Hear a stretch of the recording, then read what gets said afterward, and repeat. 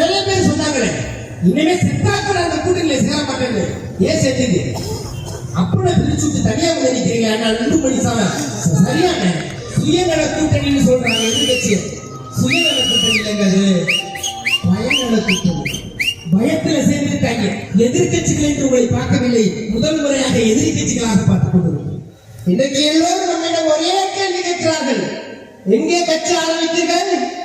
ஏன் உங்களுடைய ரிமோட்டை உடைத்தீர்கள்? ஏன் உங்கள் டிவியை உடைத்தீர்கள்? உடைத்த ரிமோட்டும் உடைத்த டிவியும் எங்கே என்கிறார்கள். அதை நாங்கள் புதிதாக வாங்கிக் கொள்ள எங்களுக்கு தெம்பு இருக்கிறது. ஆனால் இந்த மாநிலம் உடைந்து போக கூடாது. மதத்தின் பெயரால் உடைந்து போக கூடாது. ஜாதியின் பெயரால் உடைந்து போக கூடாது. ஆன்மீகத்தின் பெயரால் உடைந்து போக கூடாது. மூட நம்பிக்கையின் பெயரால் உடைந்து போக கூடாது. இப்பொழுது என் கட்சியை விட இந்த மாநிலம் முக்கியம் என்று பெரும் வழியோடு முடிவெடுப்பதுதான் இன்றைக்கு நியாயத்தின் பக்கம் இருப்பது. அதைத்தான் இன்றைக்கு சென்டிசம் என்று உலகம் கொண்டாட தொடங்கியிருக்கிறார். சென்டிசத்தை உலகத்திலேயே முதலில் பகிரங்கமாக அறிவித்தது மையம்தான். இங்கேயும் நாங்கள் காலரை தூக்கி கொண்டு சொல்லுவோம் நண்பர்களே.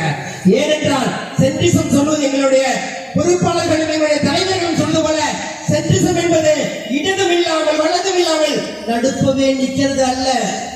மக்கள் நலன் எங்கு இருக்கிறதோ அந்த பக்கம் இருப்பது சென்டிசம். நியாயம் எங்கு இருக்கிறதோ அந்த பக்கம் நிற்கிறது சென்டிசம். எங்களுடைய நோக்கம் என்பது சுயத்துக்கானது அல்ல. ஆனா இன்னைக்கு ஒரு கூட்டணி சேர்ந்திருக்கிறாங்க பாத்தீங்களா? அவங்க சொல்லுவாங்க நிறைய பேரு சுயநல கூட்டணின்னு சொல்றாங்க. எதிர்கட்சி சுயநல கூட்டணி இல்லைங்க, அது பயநல கூட்டணி. பயத்துல சேர்ந்துட்டாங்க. கூப்பிட்டு சேரணும்னா நாளைக்கு ஈடி வந்துடும், ரைடு வந்துடும், ஏதாச்சும் ஆஸ்திவாத் வந்துடும். அப்புறம் சிபிசிஐடில இருந்து வந்து நேரடியா கூட்டிட்டு போயிடுவாங்க. ஒண்ணுமே செய்ய முடியாது. பயமுறுத்தி பயமுறுத்தி ஒரு கூட்டணி அமைக்க முடியுமா? நான் அதிமுக காரர்களை கேட்கிறேன், அண்ணன் தினகரனை கேட்கிறேன், அன்புமணி ராமதாஸை கேட்கிறேன். நீங்க எல்லாம் இந்த மண்ணில தானே சோறு இருந்தீங்க, இங்க தானே தண்ணி குடிச்சீங்க, இங்க தானே இருந்தீங்க, இந்த மண்ணோட மக்களோட நலன்களோட கூடி தானே இருந்தீங்க. அவர்களை உண்மை மூலமாக உள்ளே வந்து ஒரு களவாட பார்க்கிறான். ஆனால் அவர்களுக்கு துணை போகிறீர்களே, அப்போ உங்களை எதிர்க்கிறதா உங்களை கை கொடுத்ததா? எனவேதான் அவர்களை விட நீங்கள் எங்களுக்கு முதல் எதிரியாக இருக்கிறீர்கள். இன்னும் சொல்ல போனா எதிரியை விட துரோகி மோசமானவர் தெரியுமா? எதிரியை விட துரோகி மோசமானவர். வாழ்ந்த மண்ணுக்கு வாழ வைத்த மக்களுக்கு இந்த தண்ணீருக்கும் இயற்கைக்கும் விரோதமாக இன்னைக்கு மத்திய அரசு ஏற்றுகிற எல்லா சட்டத்துக்கும் ஆமா போடுகிற முதல் துரோகத்தினுடைய கூட்டணியாக இருக்கிற உங்களை வீழ்த்தாமல் வீழ்வதில்லை.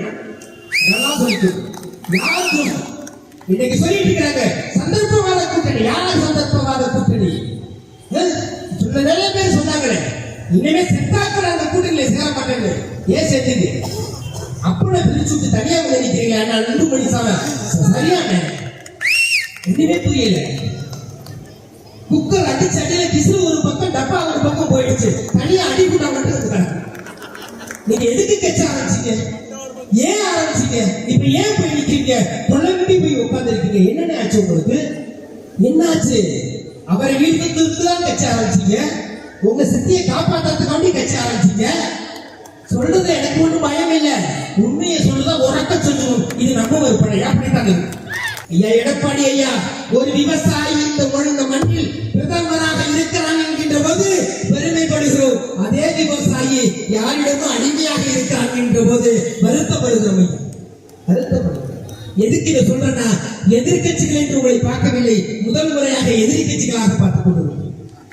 எதிர்கட்சிகளாக பார்க்கும் அண்ணன் தம்பி கூட நம்ம அடிச்சுக்கலாம். தேர்தல் வரும், நேரடி போட்டி அதிமுகவுக்கு திமுகவுக்கு ரெண்டு பேரும் பேசுங்க, கூட்டணி சேருங்க, யார்கிட்ட நல்லா இருக்கும் போராடுங்க, ரெண்டு பேரும் களத்தில் நிற்போம், மக்கள் தேர்ந்தெடுக்கட்டும், இப்படி போகட்டும், புதிதா வராத அண்ணன் விஜய் வரட்டும், போராடுங்க. இது எல்லாமே குடும்ப சண்டை, எல்லாமே குடும்ப சண்டை. இது குடும்ப போட்டி. நீ ஜெயிக்கிறேன் நான் ஜெயிக்கிறேன், இது குடும்ப போட்டி. இன்னொருத்தருக்கு வழி விடுறீங்களா? எல்லாரும் இது மாநிலையா? நம்ம வீடு, நம்ம வீடு. இதுவும் இலங்கை மாதிரி அகதியாகி நாம் இருக்கிறதுக்கான வழி இல்லை. வடவர்கள் வந்துதான் ஆக்கிரமிக்க போகிறார்கள் என்று நம்ம இன்னும் 10 ஆண்டுகள் அனுமதிக்க போறோமா? அவர்கள் வரட்டும், யார் வேணாலும் வாழலாம், வேண்டாம்னு சொல்லவே இல்லை. ஆனால் இன்னைக்கு எல்லாத்தையும் திறந்து விட்டுட்டு ஆமா சாமி போறீங்களே, இந்த மண்ணின் மீதும் மக்களின் மீதும் இதற்கு உள்ள எதிர்கால இந்த மாணவர்கள் மீதும் வாரிசுகள் மீதும் கல்வி பொறுப்பின் மீதும் எந்த கவலையும் இல்லாமல் இன்றைக்கு எல்லாத்துக்கும் ஆமா சாமி போட்டுக்கிட்டு ஒரு கூட்டணி தயாராகி கொண்டிருக்கிறது. 26 தான் தமிழ்நாட்டினுடைய வாழ்வாசாவா இருக்கு. உங்களுடைய எங்களுடைய வாழ்வாசாவா இல்ல, தமிழ்நாட்டினுடைய வாழ்வாசாவா இருக்கு. பிளே ஸ்டோர் மற்றும் ஆப் ஸ்டோரில் இருந்து பாலிமர் செயலியை QR கோடு மூலம் பதிவிறக்கம் செய்யுங்கள். செய்திகளை உடனுக்குடன் பெறுங்கள்.